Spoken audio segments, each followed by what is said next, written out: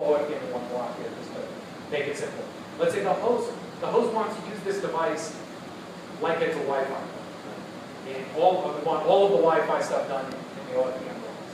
So the host would send an unmodulated, anything packet like any other IP data graph, send it in the OFDM block.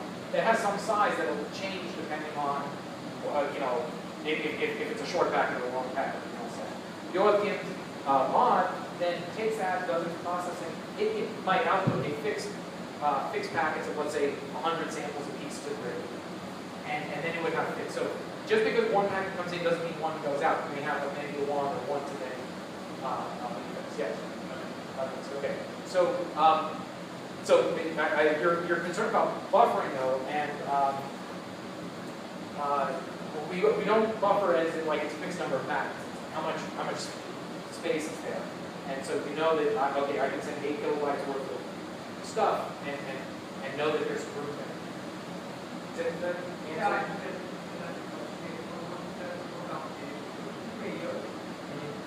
Share that common resource. Right.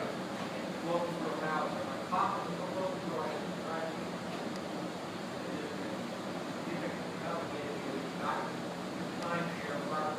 right.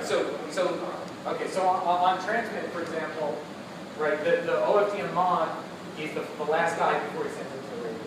Right? So he won't send a packet until he knows the radio has his own buffering to hold. So the radio will tell him I have room for 8 kilobytes. He'll send 8 kilobytes and wait for the radio to say, okay, I've consumed that before he sends it. And so that manages the buffer sizes. Now, at some point you've got to decide, okay, I'm the human designing this, I have to decide whether, whether I need 8 kilobytes or I need a megabyte of buffer in there. That's, that is not automated yet. That's a design level decision. Okay, we can go overhead. Okay, so the overhead. We designed this protocol to be efficient in the FPGA.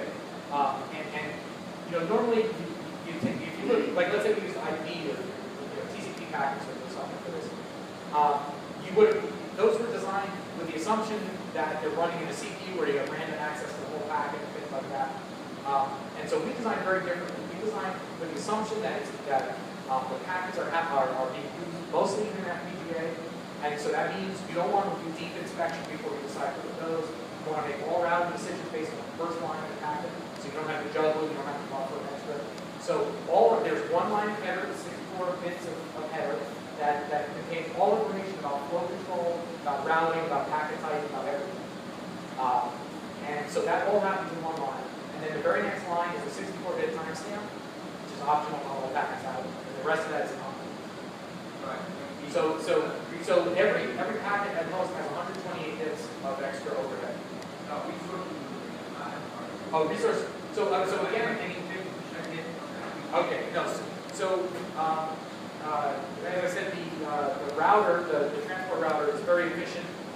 We designed it to be very efficient in FPGAs, and because of the way the routing is done and the way all of the packets are designed, you don't need to juggle and buffer pieces of the packet while you're looking deep into it. So that makes everything a very simple FIFO interface. So it has actually extremely low overhead for that. It's hard to quantify, but it's sort of on an abstract basis. But the overhead of making something a computation engine versus making it just something that takes in samples and sends out samples is actually remarkably low. And to the point where you can imagine, very simple computation engine is still not, it being most of the research usage is devoted to actual computations and not overhead. So we believe it's very low overhead, and that was a key design goal. Any other questions?